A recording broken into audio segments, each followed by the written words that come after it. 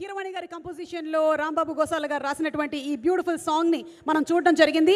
Today's event partners R J media entertainment at your door step. Thank you so much J media.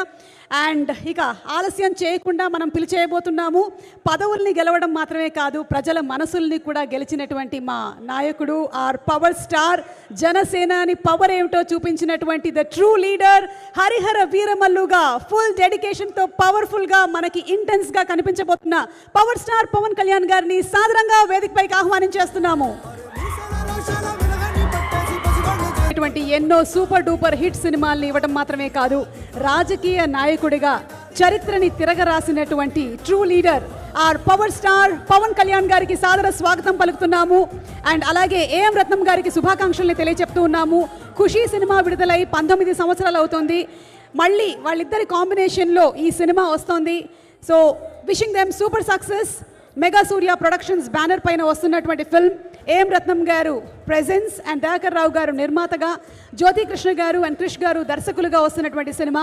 Manoj Paramahamsa గారు డిఓపిగా, KL Praveen గారు ఎడిటర్గా and Thota Tharani గారు production designing చేసినటువంటి film. నిధి చాలా గ్లామరస్గా, బ్యూటిఫుల్గా and brilliant పర్ఫార్మర్గా చేసినటువంటి film. Bobby Deol గారు the Mughal ఎంపరర్గా కనిపించబోతున్న film. మా పవర్ స్టార్ పవన్ కళ్యాణ్ గారు హరిహర వీర మల్లుగా మనం జూలై 24వ తారీఖున చూడబోతున్నటువంటి ఈ తరుణంలో వారికి శుభాకాంక్షల్ని చెప్తూ వేదికపైకి ఆహ్వానించేస్తున్నాము. Group picture.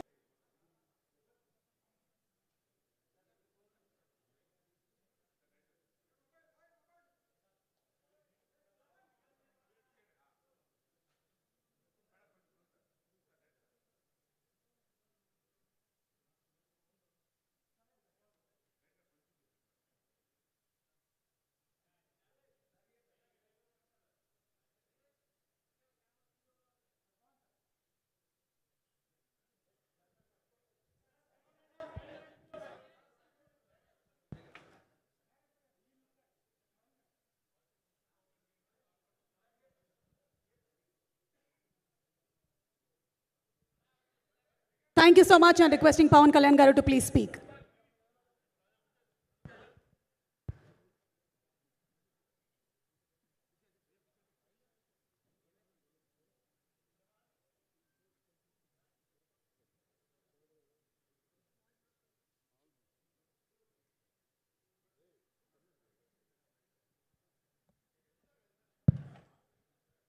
పోడియం లేకపోతే కొంచెం మాట్లాడడం కష్టం నాకు.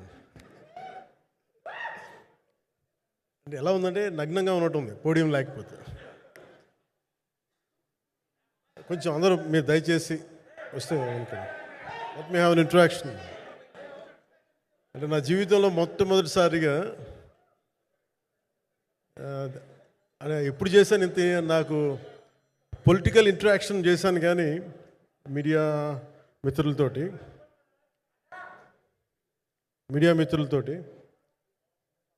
సినిమా పరంగా నేను ఎప్పుడు ఆలోచించలేదు, ఎప్పుడు నాకు చేయలేదు. ఫస్ట్ టైం మొదటిసారి నేను ఎప్పుడు కొంచెం మొహాట పడతాను మాట్లాడటానికి సినిమాకి సంబంధించినంత వరకు.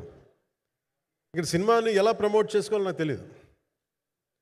పని చేయడం తెలుసు తప్ప దీన్ని అంటే మనం ఇంత చేసామని చెప్పడం ఎప్పుడు నాకు కొంచెం ఎబ్బెట్టుగాను ఇబ్బందిగా ఉంటుంది. ఇంకా నేను చాలా యాక్సిడెంటల్ యాక్టర్ అండ్ ఇంకా గత్యంతరం లేక టెక్నీషియన్ అయిన వాడిని. నాకు నచ్చే సన్నివేశాలు, నచ్చే సినిమాలు చేసుకోవడానికి ఆ పరిస్థితుల్లో ఇది నా మొదటి ఇంటరాక్షన్. ఇది నా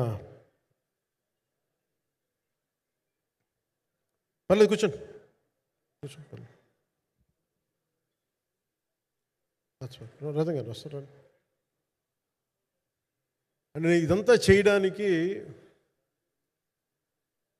మీడియా మాట్లాడడానికి ఇదేదో నాకు పొగరు అహంకారం ఏం కాదు. సినిమా గురించి నాకు చెప్పుకోవడం ఎబ్బెట్టుకోవడం, ఏం మాట్లాడాలో తెలియక చెప్తే ఎక్కువ అయిపోద్దా, చెప్తే తక్కువ అయిపోద్దా అని. కానీ ఈ పర్టికులర్ ప్రెస్ మీట్ ఎందుకు పెట్టానంటే ఏం రత్నం గారి కోసం పెట్టాను. అంటే సినిమా బతకాలి, అంటే ఈవినింగ్ ఆడియో ఫంక్షన్ పెట్టుకొని మళ్ళీ ప్రెస్ మీట్ దేనికంటే మళ్ళీ నాకు మీతో ఇంటరాక్ట్ అయ్యే అవసరం ఫంక్షన్ తర్వాత ఉండకపోవచ్చేమో అని చెప్పేసి అదొకటి మేజర్ ఒక ఇది కన్సర్న్ అదొకటి. అంటే రత్నం గారు అంటే ఈవినింగ్ చెప్దాం అనుకున్నా, బట్ స్టిల్ ఇప్పుడే చెప్పేస్తున్నాను ఈ మాట. త్రివిక్రమ్ గారు రాసిన ఒక డైలాగు అజ్ఞాతవాసిలో, ఒక చిన్నపాటి సౌకర్యం కోసం, ఇక్కడ మీరు కూర్చున్న ఒక చిన్నపాటి కుర్చీ కోసం ఒక యుద్ధమే చేయాల్సి వస్తున్నాను. అలాంటిది ఒక సినిమాని చేయడం అంటే ఎన్నిసార్లు మినీ యుద్ధాలు చేయాలి, ఆర్థికంగా కావచ్చు, క్రియేటివ్గా కావచ్చు, వీటన్నిటికీ సంబంధించి. అలాంటిది నేను ఎప్పుడు కూడా సినిమాల్లోకి రాకముందు ఏం రత్నం గారు లాంటి వ్యక్తి నా ప్రొడ్యూసర్ అయితే బాగుండు అనుకున్నాను. భారతదేశానికి పాన్ ఇండియా సినిమాని, ముఖ్యంగా రీజనల్ సినిమాని జాతీయ స్థాయిలో తీసుకెళ్ళిన వ్యక్తి ఆయన. తమిళ సినిమాని చాలా ఛాలెంజింగ్ తెలుగులో డబ్ చేసి దాన్ని స్ట్రైట్ సినిమాలతో సమానంగా ఆడేంత సత్తా చూపించిన వ్యక్తి. Film industry creative ability, creative potentiality పెంచిన వ్యక్తి. ఈ సినిమా చాలా ఒడిదుడుకులు ఎదుర్కొంది, 2 కరోనా పరిస్థితులను ఎదుర్కొంది. అన్నిటికీ మధ్యలో సినిమా మన క్రియేటివ్గా కొంత ఇబ్బంది ఎదుర్కొంది. అల్టిమేట్ ఆబ్జెక్టివ్ సినిమా బాగా రావాలని, నేను ఎప్పుడేం చేసినా సినిమా బాగా రావాలి అనుకుంటాను. ఈ సినిమాకి ప్రత్యేకించి ఆయన తపన చూసి నేను ముఖ్యంగా పొలిటికల్ ప్రాసెస్కి వెళ్ళిపోయిన తర్వాత, పాలిటిక్స్కి వెళ్ళిపోయిన తర్వాత, డైరెక్షన్ అని వీటికి దూరమై క్రియేటివ్ పార్టీకి దూరం అయిపోయిన తర్వాత, పాలిటిక్స్ నా ప్రైమరీ ఫోకస్ అయిపోయిన తర్వాత మళ్ళీ దృష్టి పెట్టి సినిమా కావాలి, మీరు చెయ్యాలని చెప్పి నా దగ్గరికి వచ్చి కోరుకున్నప్పుడు నేను ఎంత బెస్ట్ ఇవ్వగలను ఆ సినిమాకి అంత ఇచ్చాను. నేను అంటే నా బెస్ట్ ఇచ్చాను. అంటే నేను అంటే అన్నిటికంటే కూడా నేను ఇవ్వలేనిది టైం ఇవ్వలేను, నేను. కానీ అలాంటి పరిస్థితుల్లో ఒక క్లైమాక్స్కి దాదాపు 57 రోజులు షూట్ చేయాల్సి వచ్చింది. మండు టెండ బాగా, ఇట్స్ కైండ్ ఆఫ్ ఒక మిడ్ మే, అంటే చాలా పిచ్చి ఎండ అన్నమాట. అలాంటి ఎండల్లో చాలా కాలం తర్వాత నాకు మార్షల్ ఆర్ట్స్, నేను ఎప్పుడో నేర్చుకున్న మార్షల్ ఆర్ట్స్, ఒక ఎస్క్రీమా కానీ, ఊషు కానీ, నేను నేర్చుకున్న సెల్ఫ్ డిఫెన్స్ టెక్నిక్స్ కానీ, యుఎస్లో నేను ఒక వర్క్షాప్ చేసిన జీత్ కండో ఇవి కానీ, ఇవన్నీ ఈ సినిమాకి నాకు పనికి వచ్చినాయి. నాకు వీళ్ళతో డిఫరెంట్ కొరియోగ్రాఫర్స్తో కూర్చొని ప్రత్యేకించి క్లైమాక్స్ పార్ట్ ఇది అందరికీ ఇన్స్పైర్ చేసింది. అంటే మన స్థూలంగా చెప్పాలి అంటే, ఒక క్లుప్తంగా చెప్పాలి అంటే, ఈ సినిమాకి ఇదే ఆయువు పట్టింది. ఈ ఫస్ట్ పార్ట్కి ఎక్కడో కొల్లూరు నుంచి, మన కృష్ణానది తీరం కొల్లూరు, విజయవాడ సమీపంలో ఉన్న కొల్లూరు ప్రాంతం నుంచి దొరికిన ఒక కోహినూరు వజ్రం నుంచి అది ఎటు మన గోల్కొండ రాజుల దాకా వచ్చింది, మన హైదరాబాద్ సుల్తాన్ల దాకా ఎలా వచ్చింది, దీని ట్రావెల్ ఇటు వెళ్ళింది. ఇవన్నీ జరిగినప్పుడు దీని నేపథ్యంలో జరిగే కథ ఇది. ముఖ్యంగా ఈ ఫౌండేషనల్ వర్క్ చేసిన వ్యక్తి క్రిష్ జాగర్లమూడి గారు చాలా హై కాన్సెప్ట్తో పట్టుకొచ్చారు దీన్ని. ఆయనను రత్నం గారు నా దగ్గరికి వచ్చినప్పుడు చాలా బాగా నచ్చి వెంటనే చేసిన తర్వాత ఒక్కొక్కటి కరోనా నిజంగా ఇంపాక్ట్ వచ్చింది. అంటే ఎలా ఉండదంటే, ఎంత హార్డ్గా ఉండదంటే ఇండస్ట్రీ, అది ఎవరిని తప్పు పట్టలేము. ఒకప్పుడు ఆయన వెంట చుట్టిన నిర్మాతలు, ఆయన వెంట తిరిగిన డిస్ట్రిబ్యూటర్స్, హీరోస్, అందరికి అలాంటి వాళ్ళకి ఒక నిర్మాతగా ఆయన తపన పడుతుంటే నాకు అంటే ఆయన కోసం ఖుషి తీస్తున్నప్పుడు కానీ ఆయనతోటి ఎంత సౌకర్యం ఇచ్చారంటే, అసలు మాకు 1 month ముందు ప్రీ ప్రొడక్షన్ అయిపోయి నాకు అంత సౌకర్యాన్ని ఇచ్చారు. నేను కంపోజ్ చేసిన యాక్షన్ సీక్వెన్సెస్ కానీ, ఫైట్స్ కానీ, ఖుషీకి నాకు ఆల్రెడీ ఒక 1 month 1.5 month థియేటర్ నాకు ఇచ్చేసి, మన సురేష్ ఎఫెక్ట్స్ థియేటర్ మొత్తం ఇచ్చి నాకు అంత లగ్జరీ ఇచ్చిన వ్యక్తి ఆయన నలిగిపోతుంటే నాకు నిజంగా చాలా బాధేస్తుంది. ఒకసారి it is not about money, it's not about success, it's about standing by hmm you trust, who stood for the people and who stood for the industry. నాకు ఎందుకు ఇది మీతో పంచుకోవాలనిపించింది. సినిమా ఎంత విజయం, ఇది నాకు నిజంగా తెలియదు. ఎందుకంటే నేను ఇట్లా అనుకోవచ్చు, ఇంకోలా కానీ ఒక్కటి మటుకు చాలా సిన్సియర్గా చెప్పగలను. Krish came out with very good concept. చాలా హై కాన్సెప్ట్ పట్టుకొచ్చారు. కొంత వ్యక్తిగత కారణాలు, కొన్ని ప్రొఫెషనల్ కారణాలు ఆయన ప్రాజెక్టుకి బయటికి వెళ్ళినా కానీ దీన్ని ఫౌండేషనల్ వర్క్ చేసిన క్రిష్ గారికి మనస్ఫూర్తిగా నా హృదయపూర్వక ధన్యవాదాలు తెలియజేస్తాను మా అందరి తరఫున. అలాగే తర్వాత స్టెప్ ఇన్ అయింది మన జ్యోతికృష్ణ గారు. నేను ఖుషి సినిమా చేస్తున్నప్పుడు అప్పుడే లండన్ ఈ ఫిల్మ్ మేకింగ్ కోర్స్ చేసి మన డైరెక్షన్లో ఇన్స్టిట్యూట్ అంతేనా డైరెక్షన్ కదా, ఫిల్మ్ మేకింగ్ కోర్స్ చేసి అప్పుడే గ్రాడ్యుయేట్ అయ్యి వచ్చి అప్పటి నుంచి ఉన్నప్పుడు బట్ యాక్చువల్ తనతో మాట్లాడుతుంటే మోస్ట్ సెన్సిబుల్ డైరెక్టర్ అనిపించారు. ఈ ఒక టైంలో ఏమనిపించిందంటే బయట ఉన్న మాటలు కానీ అసలు సినిమా వస్తుందా లేదా బయటికి అని ఉండేది. కానీ మాకు ఎప్పటికప్పుడు నీరసం పడిపోయినప్పుడల్లా నాకు నీరసం వచ్చేసేది. సినిమా అవ్వదా అనుకున్నప్పుడల్లా దీనికి ప్రాణవాయువునిచ్చిన వ్యక్తి కీరవాణి గారు. ప్రతిసారి నేను వర్క్ చేసి నేను ఎందుకంటే సినిమా చివరిదాకా నేను నమ్మను. ఎప్పుడు నేను ఒక సినిమాని నేనేం నమ్ముతాను, చిన్నప్పటి నుంచి వెరీ ఫార్మేటివ్ ఇయర్స్లో నుంచి కూడా ఒక మంచి సినిమా గురించి నువ్వు మాట్లాడక్కర్లా, రిలీజ్ అయితే బాగలేకపోతే ఎలాగ మాట్లాడక్కర్లా. అందుకే నేను ఎప్పుడు సినిమా క్వాలిటీ మీద దృష్టి పెడతాను తప్ప ఇంక మిగతా వాటి మీద మాట్లాడను. అందుకే నాకు ఎప్పుడు ఈ మాట్లాడటం అనే దాని మీద ఎప్పుడు దృష్టి పెట్టలేం. కానీ ఫస్ట్ టైం ఈ సినిమాకి చాలా అవసరం అనిపించింది. ఎందుకని ఒక నిర్మాతలు కనుమరుగవుతున్న ఈ సమయంలో ఒక బలమైన సినిమా తీసి ఒడిదుడుకుల్ని తట్టుకోగలిగి ఒక నిర్మాత కనుమరుగవ్వకూడదు. ఆయన పక్కన ఏది ఉండాలని అండగా ఉండాలని చెప్పేసి నేను అన్నీ వదిలి ఇంత బిజీ షెడ్యూల్స్ అన్నీ వదిలేసి ఒకవైపు నన్ను నా ప్రత్యర్థులు తిడుతున్నా కానీ సినిమాలకు వెళ్ళిపోయిన తిడుతున్నా కానీ ఇదేంటంటే నాకు అన్నం పెట్టింది ఇది నాకు నా సినిమా పరిశ్రమ. అంటే ఇక్కడున్న మిత్రులందరూ కూడా చాలామందికి నేను ఇండివిజువల్ ఇంటర్వ్యూస్ ఇచ్చాను. నేను చాలాసార్లు నాగేంద్ర కానీ మీరు కానీ చాలామందికి వీళ్ళందరికీ చాలామందికి నేను వ్యక్తిగతంగా తెలుసు. కాకపోతే నాకు సినిమా అంటే నేను సినిమా గురించి ఎక్కువ చెప్పలేక ఎక్కువ మాట్లాడలేను. కానీ బట్ నాకు నిజంగా సినిమా మీద అపారమైన గౌరవం, సినిమా మీద అపారమైన ఆసక్తి, నాకు ప్రాణవాయువు అది. Story telling is a necessity for all each and every individual. So cinema అది మనకు కల్పిస్తుంది, సినిమా మనకి అలాంటి. కానీ ఈ సినిమా ప్రత్యేకించి చాలా ఛాలెంజింగ్ సర్కమ్స్టాన్సెస్లో, చాలా ఒడిదుడుకుల్లో, యాడ్వర్స్ కండిషన్స్లో కూడా మనస్ఫూర్తిగా దీన్ని ముందుకు తీసుకెళ్ళి ఆర్థిక ఇబ్బందులు ఎన్ని వచ్చినా కానీ, అంటే నాకు పొలిటికల్గా పేరుండొచ్చు, దేశవ్యాప్తంగా నేను తెలిసి ఉండొచ్చేమో, కానీ సినిమా పరంగా వచ్చేటప్పుడు నేను చాలా హీరోస్తో కంపేర్ చేస్తే వాళ్ళందరికంటే చాలా తక్కువ నేను. సో దానికి ఉండే ఇబ్బందులు దానికి ఉంటాయి. మిగతా వాళ్ళకి బిజినెస్ అయినందుకు నాకు బిజినెస్ అవ్వదు, వాళ్ళకి వచ్చినందుకు నాకు రాకపోవచ్చు. ఎందుకంటే నా దృష్టి, నా కాంపిటేటివ్నెస్ ఎప్పుడు నేను సినిమాల మీద పెట్టలేదు. నేను ఇప్పుడు సొసైటీ పొలిటికల్ ప్రాసెస్ పెట్టాను, కానీ ఎప్పుడు సినిమా మీద నేను ఎంత ఉండాలనేది నేను ఎప్పుడు పెట్టలేదు. నేను ఎప్పుడు చాలాసార్లు మన నాగేంద్ర కానీ మిగతా మన సూపర్ హిట్ మన కీర్తిశేషులు బిఆర్ రాజు గారు చనిపోయారు ఇంటర్వ్యూస్లో కూడా ఉంటుంది. ఈ చిత్ర పరిశ్రమ చాలామంది హీరోస్ ఉంటారు, వాళ్ళలో నేను వన్ ఆఫ్ ది హీరో అంతే. నాది ఒక సంవత్సరంలో ఒక ఫ్రైడే ఒక థర్స్డే రిలీజ్ అవుతుంది అంతే, అంతకుమించి తప్ప ఇది అందరి పరిశ్రమ, అందరూ రావాలి అలాంటిది నేను కోరుకునేవాడిని నేను. సో దాంట్లో భాగంగా రత్నం గారు లాంటి నిర్మాత బతికుండాలి, రత్నం గారి నిర్మాతకి ఇబ్బందులు కలగకూడదని చెప్పి లాస్ట్ మినిట్లో ఇంక చూసిన తర్వాత I stepped in to it. నేను భుజాల మీదకి తీసుకున్నాను ఇది. క్లైమాక్స్ని ఎలా భుజాల మీదకి అంటే, ఎందుకంటే ముఖ్యంగా ఇక్కడ ఇది ఇంకొక బలమైన స్టార్ కాస్టింగ్ చాలా బాగా చేశారు నేను. ముఖ్యంగా బాబీ డియోల్ గారిని అంటే ఈరోజు చూస్తుంటే నాకు అదే అనిపించింది. ఈరోజు మన ప్రెస్ మీట్ కూడా నేను వచ్చాను. అందరూ ఎంత బిజీగా ఉన్నారని కొన్ని రాత్రుల నుంచి నిద్రలేదు.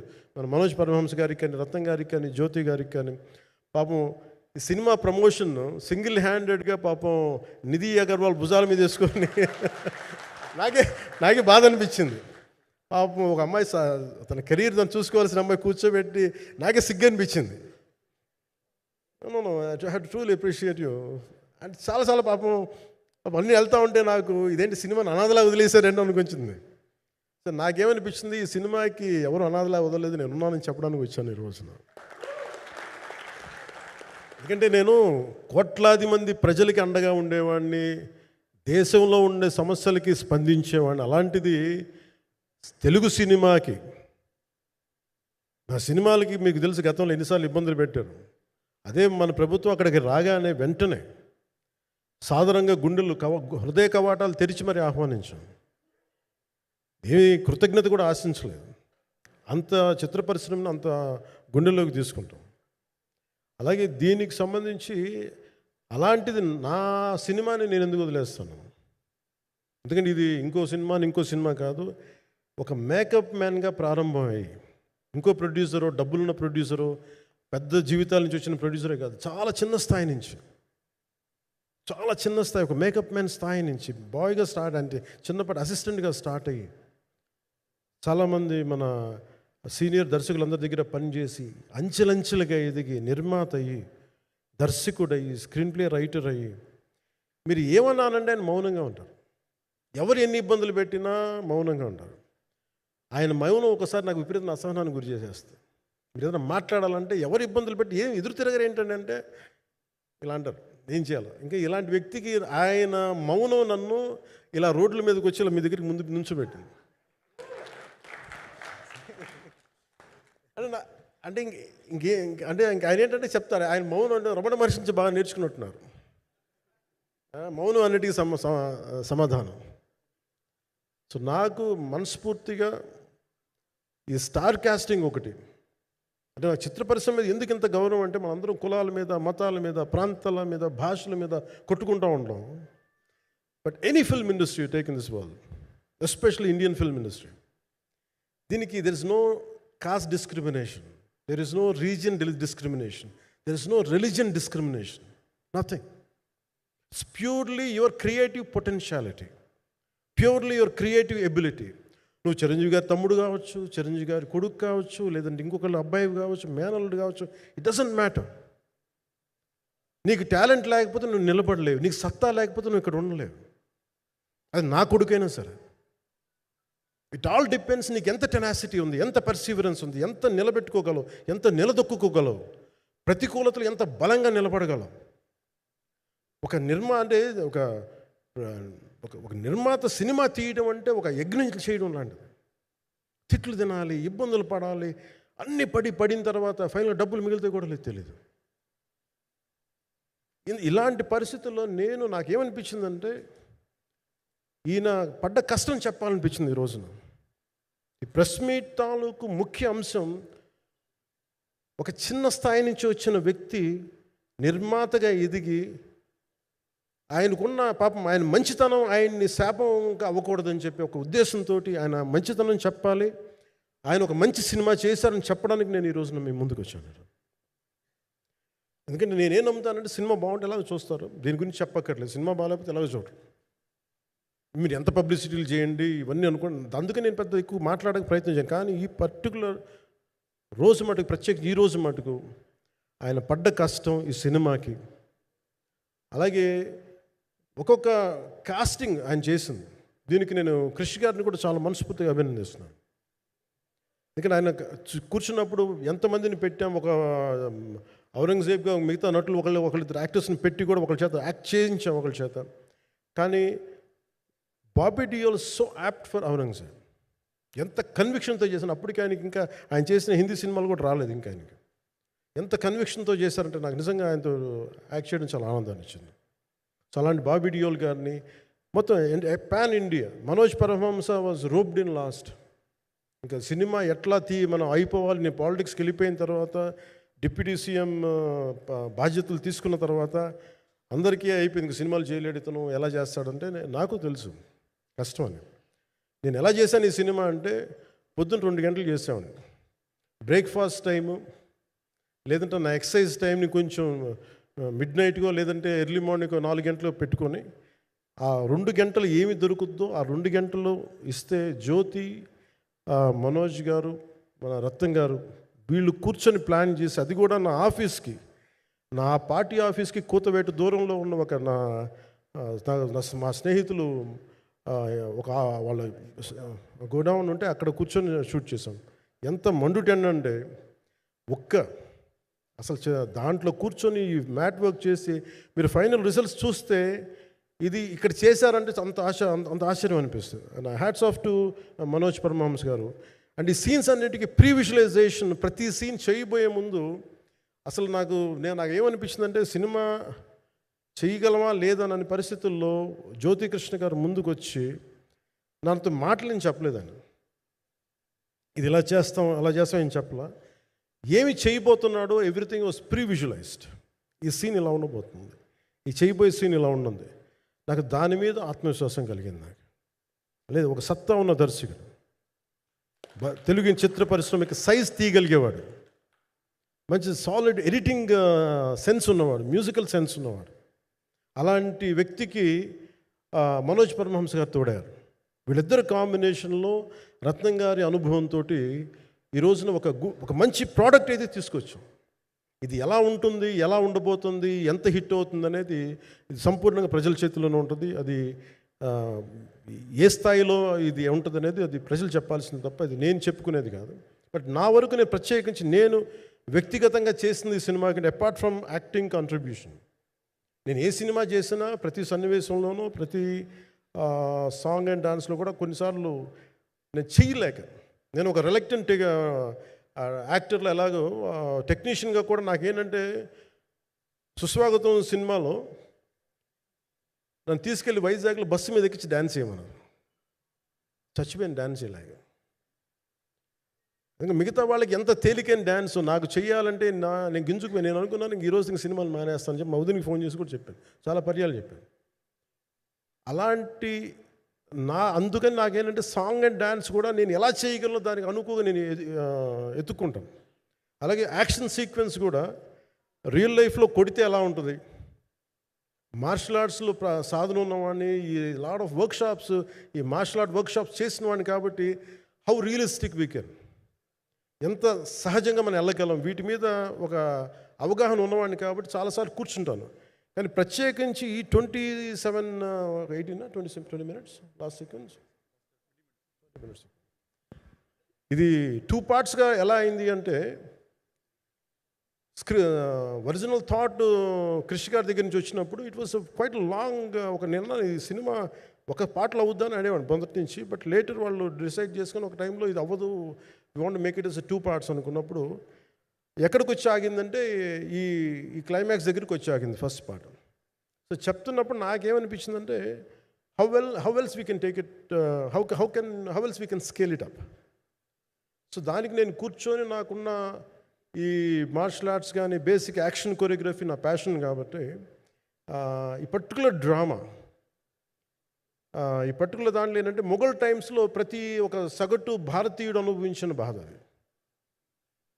ఒక యావరేజ్ సగటు భారతీయుడు మొఘల్ కాలంలో అనుభవించిన ఒక ఒక సిచ్యువేషన్. ఆ సిచ్యువేషన్ హీరోకి సంబంధం ఉండదు, కానీ how he gets entangled, how he gets involved in it, that is the outcome, that he's been captured. So దీన్ని ఒక 57 days మేము చేయగలిగామంటే ఆ రోజు నాకు కనుక మన జ్యోతి గారు ఉండుంటే పక్కన maybe out done it in at least ఒక 50% ఆఫ్ ఇట్. ఎందుకంటే నేను చెప్పింది అలా చేయగలరు ఇవన్నీ కూర్చోబెట్టి వీ డిడ్ అవర్ బెస్ట్. అంటే నేనేమనుకున్నానంటే క్లైమాక్స్ చేసేటప్పుడు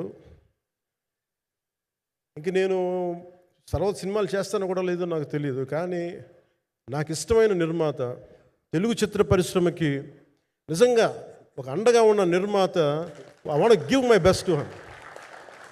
నేను అందుకని ఆంధ్రప్రదేశ్ ప్రభుత్వానికి కూడా మన ముఖ్యమంత్రి గారికి కూడా తెలియజేశాను, ఈయన్ని ఫిల్మ్ డెవలప్మెంట్ కార్పొరేషన్కి చైర్మన్ నేను ప్రతిపాదించాను.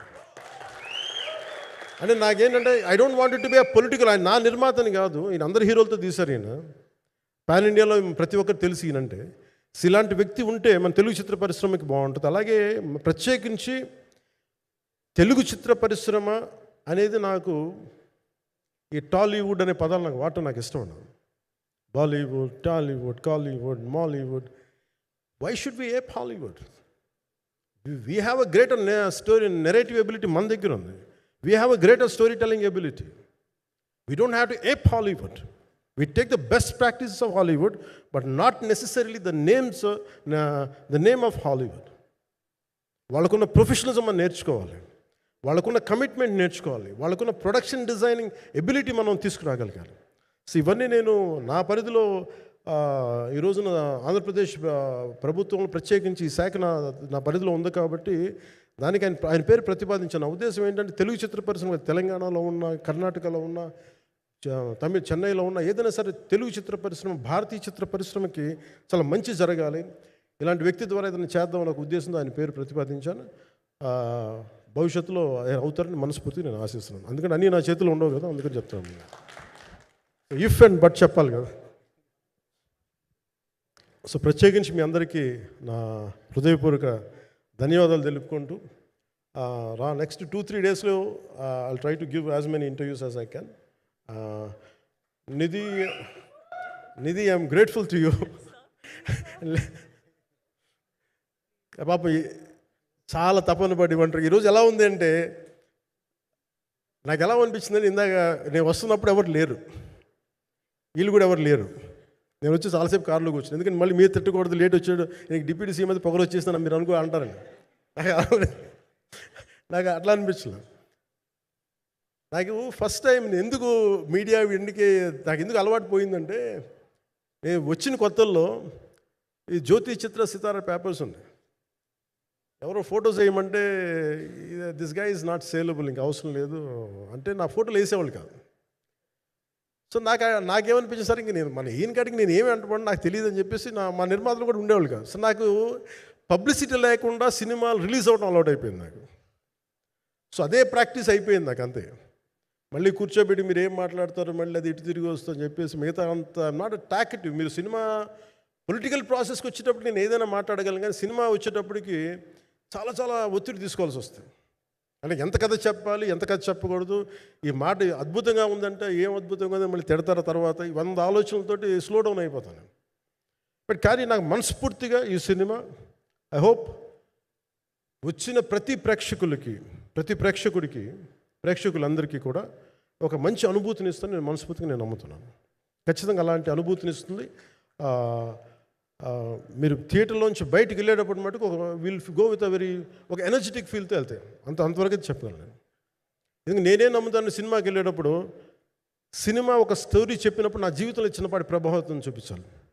అలాంటి ప్రభావం, అలాంటి ఎనర్జీ ఇచ్చే సినిమా అవుతుందని మనస్ఫూర్తిగా నేను ఆశిస్తూ మీ అందరికీ ప్రత్యేకించి మీ అందరికీ పేరు పేరున ధన్యవాదాలు తెలియజేస్తాను. ఇంకా మాట్లాడాలని ఉంది కానీ సాయంత్రం ఈవెంట్ ఉంది కాబట్టి. సో ఇంకొక మారు నేను చెప్తాను ఎందుకు ఈ పర్టికులర్ ప్రెస్ మీట్ అంటే, I want to tell you I'm grateful to each one of you. I'm grateful to you. Thank you for standing by us. Thank you very much.